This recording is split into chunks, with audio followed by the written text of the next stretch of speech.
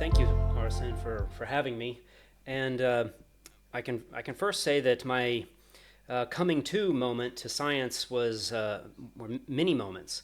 In fact, I was influenced even as a little child, all the way up to being in high school and even in the university. Some of the biggest moments that helped me decide to really dedicate my life to science, I'd say that maybe one of the number one moments was when Stephen Hawking, I met him and he invited me to his house. And his friendliness and his openness to invite me as simply as a graduate student felt very welcoming, very inviting. And essentially, it was me and several other Nobel Prize winners and nominees at his house at a party after a conference, and I got to see his house and his his friends and basically his nurses, and it was a really indelible moment in my growth as a scientist, because I felt like the scientific community was welcoming and didn't elevate authorities so high that someone as with so little experience could also participate in a very important, what I felt a very important group of people to talk about science. So I'd say this was my best moment for that. That made me feel like I really should continue. Oh,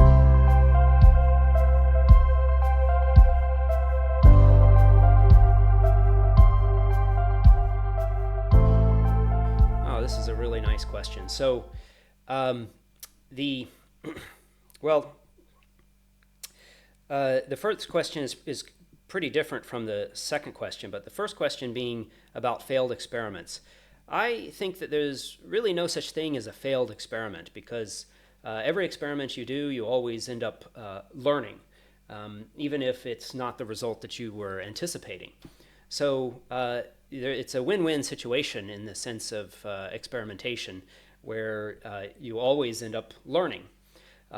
And so if by failed experiment you mean ideas for projects that turn out to be intractable, I've had many of these. And so in that sense, for an idea or for a project, you can usually have it be very interesting or very important, but if it's not tractable, if you can't actually compute something and, boil everything down to a yes or no question, then you're pretty much up the creek. You don't have a way forward. So usually you can learn about what is intractable and what is not, and maybe you can get a better intuition for how to proceed in the future. But this is a pretty frustrating situation, is where you have some ideas that you just love. They're so interesting and so important to answer, and yet you just can't make progress on it because the calculation is too hard. So in that sense, you just have to keep trying and try again. The second question you're asking about how to improve academia is very, very good. I think that in today's environment, where things are fast-paced and times are changing so quicker than ever, we need less bureaucracy. We need fast, flexible universities that can respond to the changes that are happening so quickly in science and technology. So my suggestions for improvement would be efficiency improvements, less bureaucratic red tape. And the way to do that would be, say, perhaps for grants, there would be no deadlines, ongoing miniature grants where you put in, say, 1 page of assessment. Say you attach your CV and you put a 1-page grant proposal, and they can be small grants. So $10,000, $20,000 ongoing, that allows you to request money when you have a good idea, when you are finding good tractable progress that's interesting and important. You can then get funding instead of planning years in advance and writing up a year-long grant, you can have these rolling miniature grants. Another idea to lessen the bureaucracy would be, say, for promotion or renewal. You could have simply a one-page summary of why you should be promoted. You could get, so when you make progress, say you have an incredible new paper, new experimental result, an incredible conference that you've run, you can then submit a single summary page saying why you deserve to be promoted, why you deserve to have a raise, why you deserve to be renewed. And it would be ongoing and not any kind of time of the year, and it wouldn't be some 50-page bureaucratic application process. So these kind of efficiency gains, I think, could really improve academia. And any kind of and improvement, I mean, by the way, of efficiency gains. So that would be my suggestion. Oh, projects in which I regret. That's a good question. I'd say there are projects that I have worked on that I didn't contribute as much as I wanted to, that I felt that I had maybe slowed down the group, or projects where my contribution was, say, 10, 15% rather than 30, 40, 50%, And so I do tend to regret projects that I am not fully involved in, that I have not contributed what I consider that it's a personal fair share.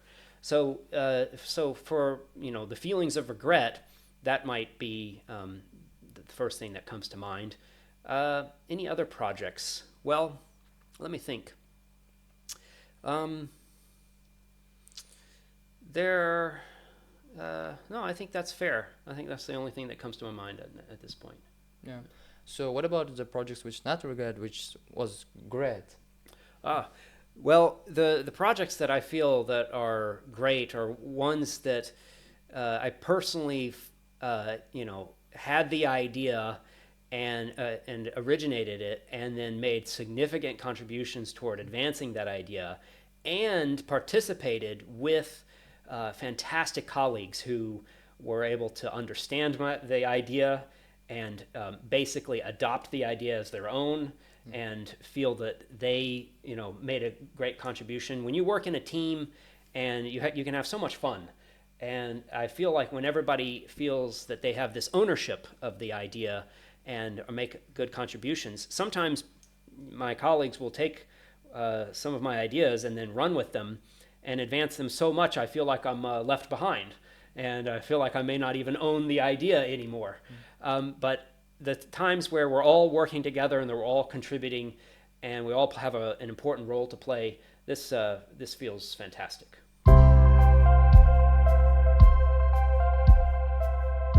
Absolutely. So this idea that there is a relationship between acceleration and temperature has been an old one for over half a century. And there has not been definitive experimental evidence for a strong connection between acceleration and temperature until we have found that the well-known process of beta decay, where a neutron decays into a proton and electron, positive and negative, that cancels out to make the neutron, which is neutral, it emits this electron, and this electron accelerates. And when it accelerates, it produces light, all these photons. It turns out that those photons are distributed in a thermal spectrum, and so they have a temperature. And so the acceleration of that electron is directly related to the temperature of those photons that it emits. And so those photons being in thermal equilibrium with the electron allows you to say, if in a very romantic way, that the single electron has a temperature. And we found that temperature, and we found the data that backs it up to a very good precision and good accuracy. We found that beta decay is thermal. And so we found the acceleration thermality with experimental confirmation with one experiment so far. We would like to do more experiments to get further confirmation. And it was so exciting because the acceleration thermality has been investigated for a long time, And the fact that we could find a specific example where an experiment has already been done and the data has already been collected, and we could analyze that data and confirm our theoretical prediction, felt so great because it touched theory with experiment, linking the two and helping us understand how to move forward, and to finally have confirmation that acceleration thermality is real, that a very particular acceleration of the electron gives off a very hot photons. The photons are actually the temperature 1 second after, the same temperature as 1 second after the Big Bang. This is about 10 gigakelvin. So it's extremely hot, not hot compared to early cosmologist hot, but very hot compared to everyday life. And so this was just a very feel-good result.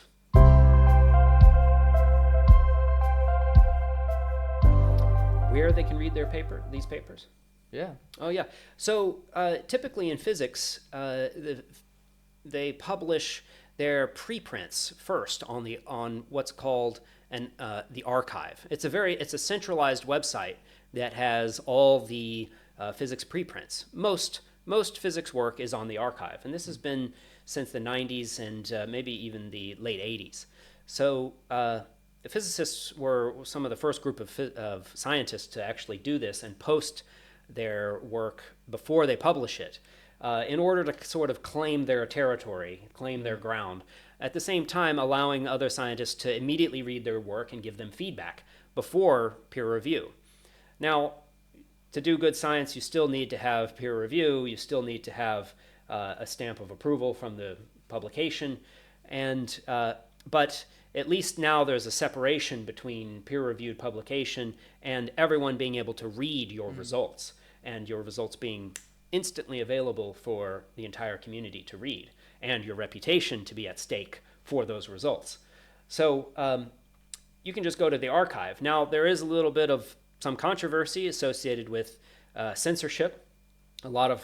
Since they're not peer-reviewed, you end up getting a lot of submissions that are very speculative, or in a very crude way, they're crackpot and very low-quality submissions, because you can submit anything without peer review. And so there has to be some sort of mechanism to keep the quality high, but that ends up having a trade-off with a little bit of censorship. So if you're going to have some new results that you want to put up on the archive, you may have trouble doing it unless it's of a certain quality, of a certain professionalism, and if it pleases the censors. So there's a little bit of drawback with this centralized website where all the physics goes up. But physics is not as controversial as, say, politics or law or other fields where we might have much more censorship. So this is where you can find it. There's the standard journals, the physics journals, which can be accessed, and nowadays there is Sci-Hub, which is a wonderful service where people share their work and allow anybody to download it, even if you are outside of the West or in a country where you don't have access to these paid publications that are quite frankly funded by the taxpayer, and the public may not have access to it. So there's always those kind of resources.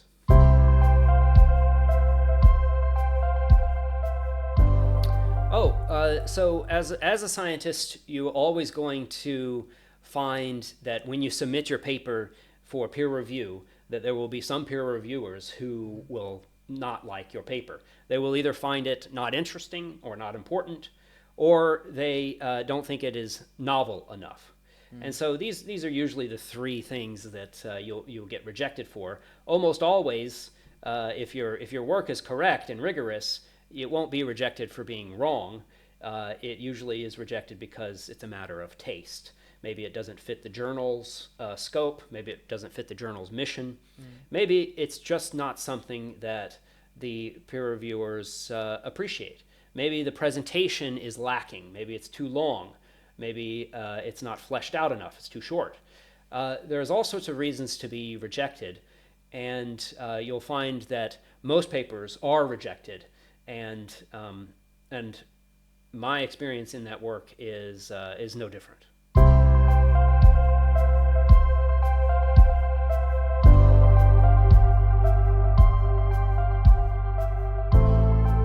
Great, that's a great question. So when I first was looking for students, I thought that intelligence was the most important thing I valued. But in fact, the most important thing I value is hard work, an independent mind, an independent go-get-em attitude, someone who takes charge and just does work, takes action. And so there's a lot of students that I've had that are extremely smart, but they're not hard workers. A lot of students I've had that are very smart, but they're not creative or take enough action. And so these kind of characteristics I've found to be invaluable. And I say the number one thing is simply hard work. A student who works very hard usually can learn, no matter how intelligent they are. They might be slow, and I don't think being slow prohibits rationality. So, for instance, if you can think clearly, if you can think correctly, and if your intuition is good, if you have creativity, basically rationality trumps intelligence. Because intelligence to me is basically speed. Usually when we talk about intelligence, we're measuring how fast someone is. But how rigorous they are or how correct they are at thinking is different than speed. So you can be very fast and very wrong, but if you're very slow and very correct, well, you'll eventually get there. And I think the computers now with the internet and AI technology, we don't need speed as much as we need rationality.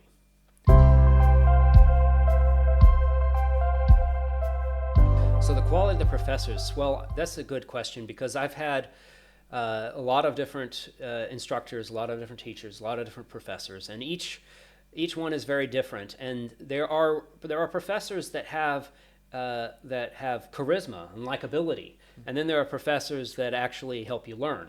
And these things are decoupled, right? So you can find instructors or mentors who are very likable, but they're not quite as good as an instructor who is dislikable but very good at helping you learn. And so you have to kind of balance your own personal desires and what works for you. Do you want someone who has a good attitude and is charismatic, and obviously you also want them to be good at helping you learn and progress and be motivated. So I find that these things are often different, and you wouldn't expect it too. You would sort of think they come hand in hand, but they don't. I've had professors who I didn't like as people. I just absolutely did not appreciate their interests or who they were, but they were the best teachers I've ever had. And so it was very strange for me, to experience that. I also have had professors who I loved as people and who were incredibly inspiring and incredibly motivating, but they were very, very bad teachers. And so I had to kind of deal with this and take the good from each instructor that I could, and kind of take it with a mature point of view where there's not going to be a professor who has everything. We're all human beings. I think we're all going to have our eccentricities, and you're going to have to find what works for you and pull the best from each person that fits.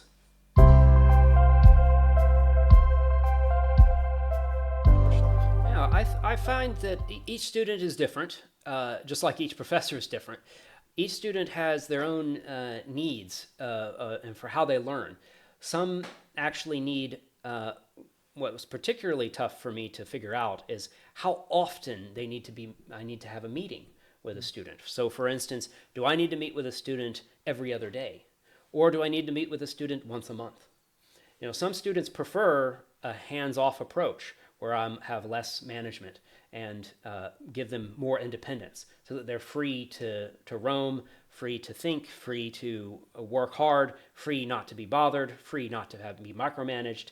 And then other students are almost the exact opposite. They work much better if they have a lot of attention every other day. They like to be micromanaged. They like to be told exactly what to do and how to progress. And they appreciate, strong authoritarian type leadership. So some like freedom, some like authoritarianism. And it's different, and you have to figure it out, and you're going to make mistakes as you mentor students because each student it falls somewhere on that spectrum. So that's been an interesting task for me to come to. The other question about how I've seen students evolve. Yes, I've seen students learn, and as they read, they get more knowledgeable, and it's interesting to see them grow. I've seen some become more creative, and I've seen some get discouraged. I've seen some students will start off strong with a lot of knowledge, and then slowly change their interests. So you get the whole gambit.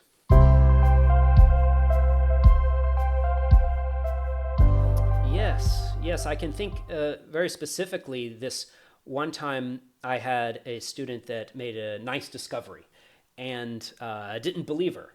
I totally thought it must have been ridiculous, and then I had to check it on my own, and it turned out to be a very nice discovery, which we ended up publishing a paper on, and so it made me really think in a new light because, sometimes you might know that when you have a friend, you kind of put your friend in a kind of a boundary where you kind of define your friend. You think of them as this kind of person.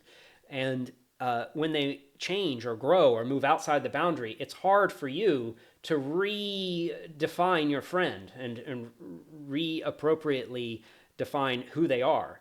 And so sometimes when you are mentoring your student, you will put them in a box and say, this is who they are. They know this, they know that. But then as they grow, they leave the box, and you have to redraw your box.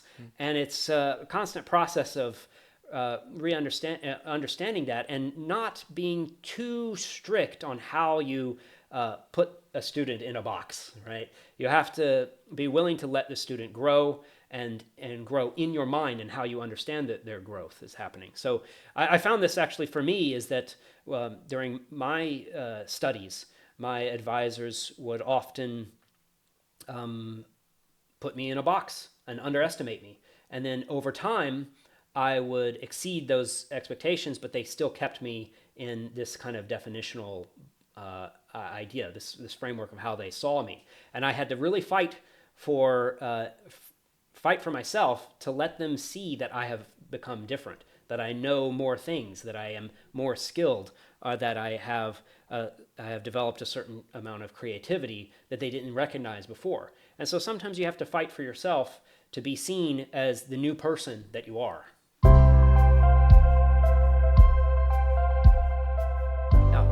Okay, so the working process. One particular student that I've had with the working process has been this student came in with good charisma, excellent social skills, and lots of hard work. And yet I'm having still seeing that this student was unable to develop independence, and it was still a sticking point. And so that kind of exemplifies this whole dichotomy between just because you have several good traits here doesn't mean you always have good traits here. So it's another student I've had was less charismatic, but always reliable, always hardworking. And another student I had was extremely smart, extremely charismatic, but could not stick to a particular topic. Decided to go wishy-washy, couldn't be committed to a single topic to grow in their specialization. So while they were far above in charisma and social skills and hardworking and intelligence, they couldn't stick to one topic because everything was interesting for them, right? And I can see how that could eventually be a problem. But so far, I haven't seen them grow and make good accomplishments because they couldn't stick to one thing. So sometimes you have to have grit, and sometimes you have to be a little bit stubborn if you want to make progress, which is just a crazy thing to think that you could have all the amazing traits but then lack and even not be stubborn, but that will be held against you. That can prevent you from reaching good. Again, every student is different, and so some students are creative and ambitious, and they will think of their own project, and all they need is someone to supervise them. They don't need a mentor.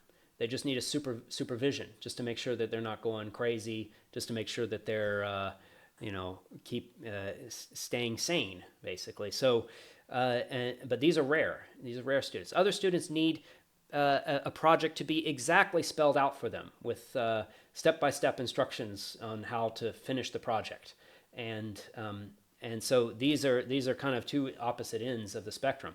So there's all sorts of different topics, and there's all sorts of amazing fields of study that are very interesting to work on, and so it's up to the student to determine what it is that they want. I think this comes down to how much micromanagement do they need.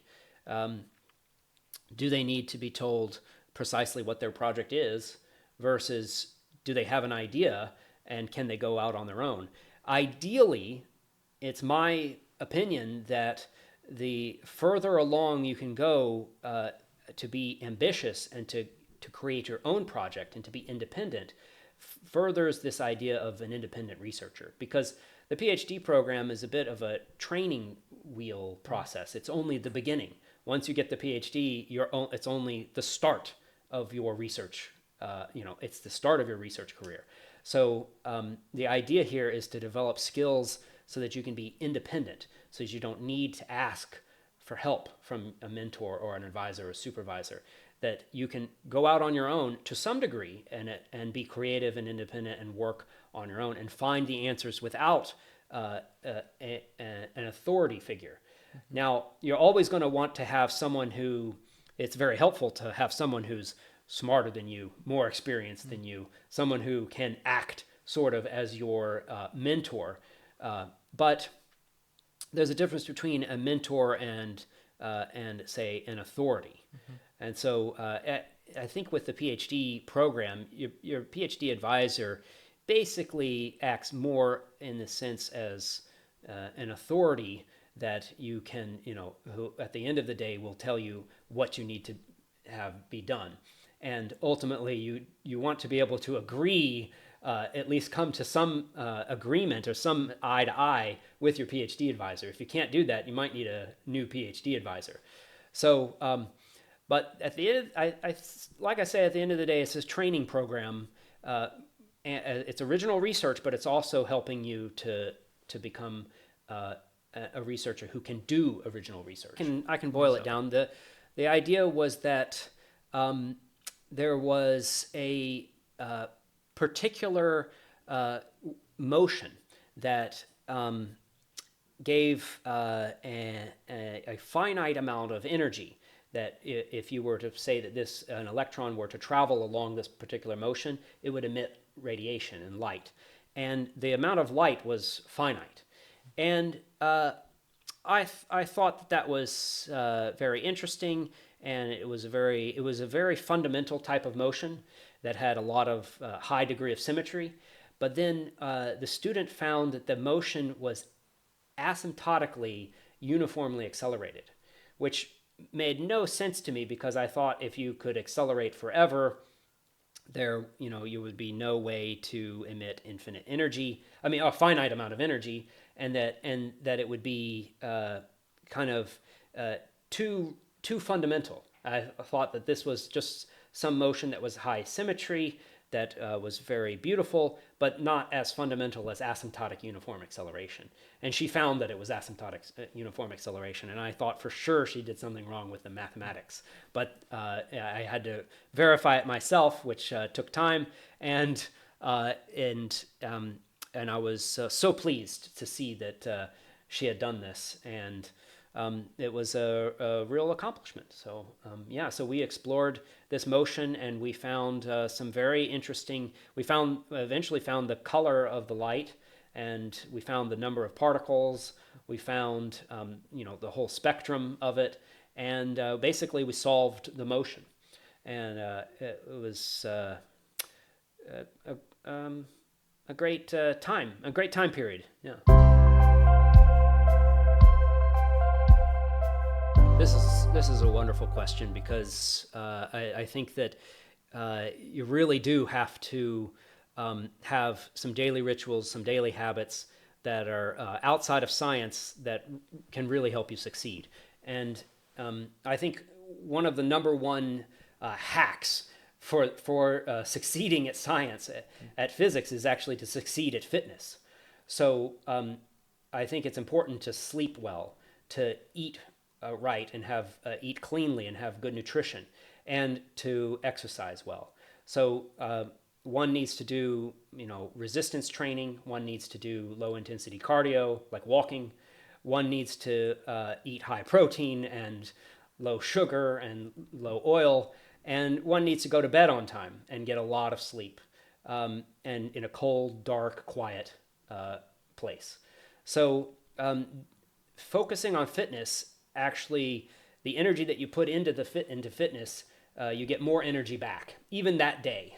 So a hard workout with a lot of energy put in gives you that much more energy out, and it doesn't feel like it would, but it actually does. So I'm a true believer in prioritizing fitness, drinking a lot of water, and getting your protein, and making sure you are active, because the clarity of their mind that comes with that is coupled to the physical fitness of your body. So these kind of routines are absolutely a priority, and you'll be really surprised, because I don't think very many people can actually prioritize it. They actually do not prioritize sport. They don't prioritize their health in the ways that are required. And in this modern life, we're surrounded by candy and oils, and we're surrounded by cars that we sit in instead of walking. We're surrounded by plastics and toxins and all sorts of detrimental, characteristics of our environment that actively need to be opposed in order to just live a life that's fit and healthy. So absolutely, I'm totally into this routine. These are important. Of course, you also want to dedicate a priority to your social life, having a good relationships with your family and your friends, and a good love life. These kind of, your social support system will also help you do good science. So you want to make friends, you want to keep your friends, you want to work on your friends, you want to cultivate your friends, and guard your time, but also work on who you spend your time with.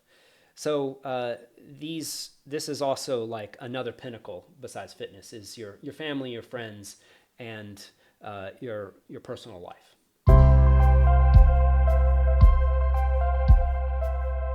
Oh, great. So how to personally define success? That's wonderful. So I have learned that as I've had a life in science, that how you define success has been more and more about whether or not you've found the particular research interesting.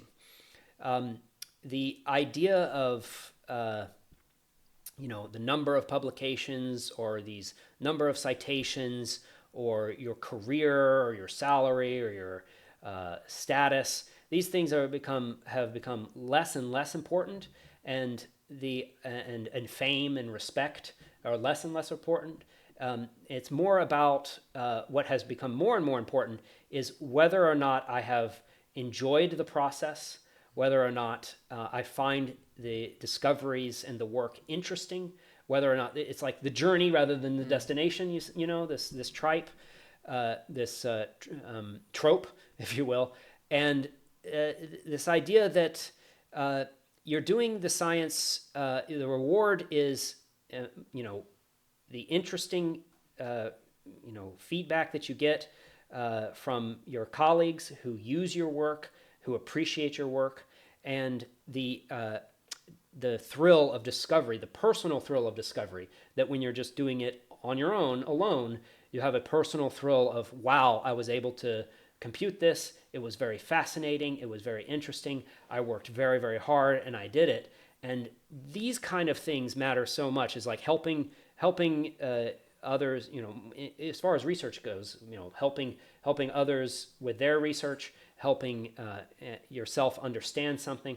Of course, mentoring students and seeing them thrive and seeing them succeed and seeing them be happy. This has been a personal measure of success for me.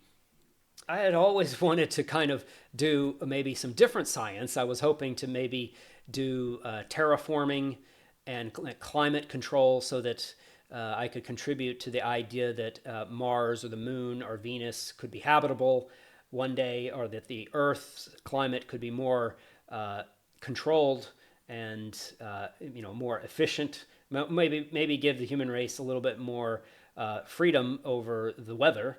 And I was also interested in sleep research, if there was a way to somehow simulate or give the benefits of sleep without the 1/3 of your day being effectively comatose. I thought it would be interesting if there was maybe a way to benefit society by removing the need for sleep and having everyone feel absolutely rested and good without having to spend a third of your day actually sleeping. So these things in science were of interest to me.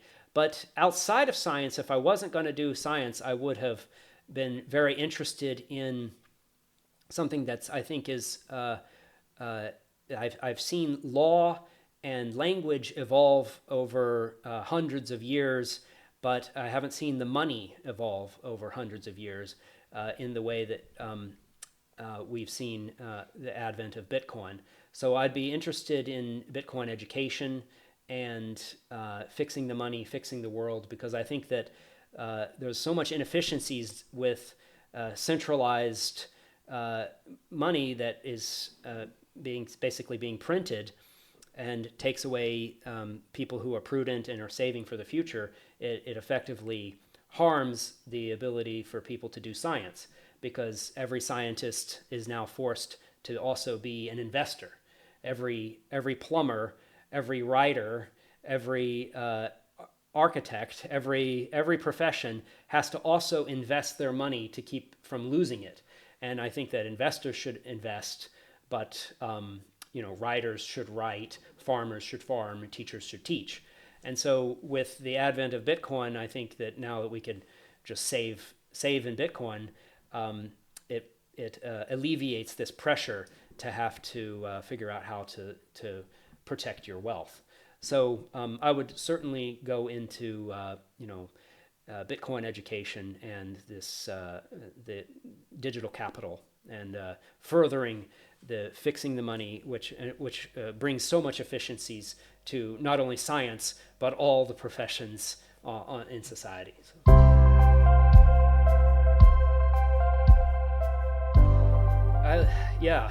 I'm totally say that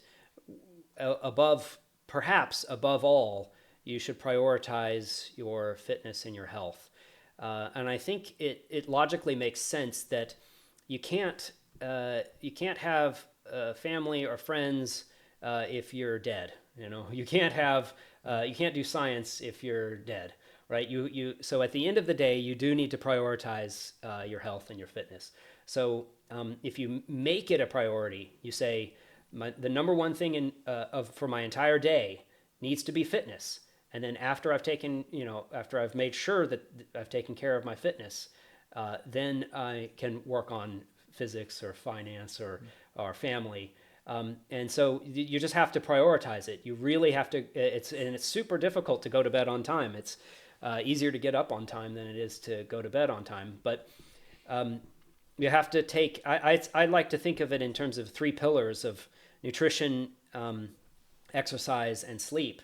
And for students, it seems like since you're so easy to recover from lack of sleep, it's often abused.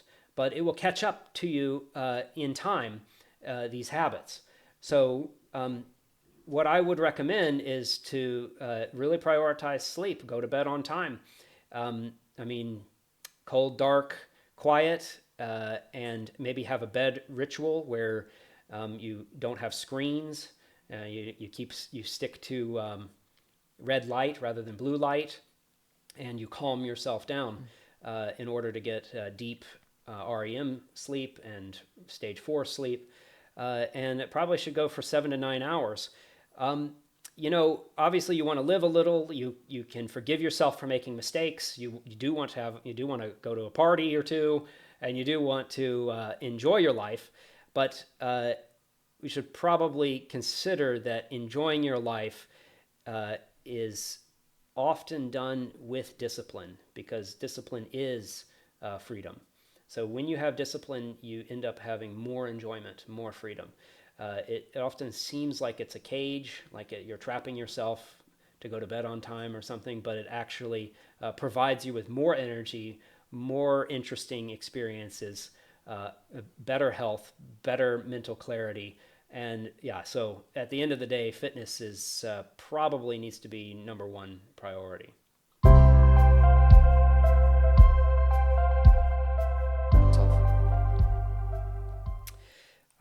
The advice that I'd give my younger self, well, it would be, first of all, if I could go back from a financial point of view, I would have bought more Bitcoin. I learned about Bitcoin when I was doing my PhD in physics, and I regret not buying more. And so that would be my number one biggest financial regret. And I think that if I could go back in time, I would tell myself, do everything you can to buy as much Bitcoin as possible.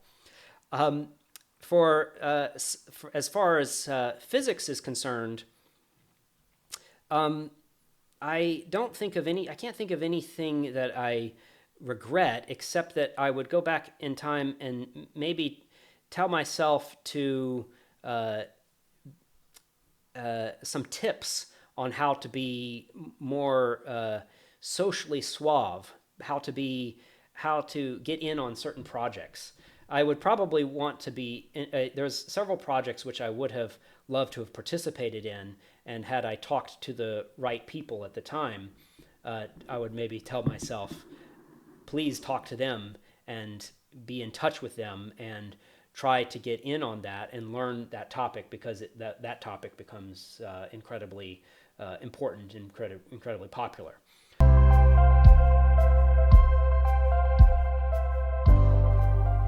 That's great. I actually, probably the number one book that influenced my worldview would be Black Holes and Time Warps, Einstein's Outrageous Legacy by Kip Thorne. It was a book I read when I was 17 and was incredibly authoritative, but also very interesting, and gave a treatment of the history of people's efforts, of the enterprise of science, and all the amazing discoveries associated with gravity, with quantum theory, and with the technology that came from this. That we have the GPS from a better understanding of general relativity, and lasers from a better understanding of quantum theory, and the fact that so much of society's technological advancement has come from fundamental physics like electricity, the internet, and things that make our even medical diagnostics like PET scans and CAT scans and X-rays have and MRIs have all contributed so much to our society that have had their direct origin in fundamental, basic research on physics.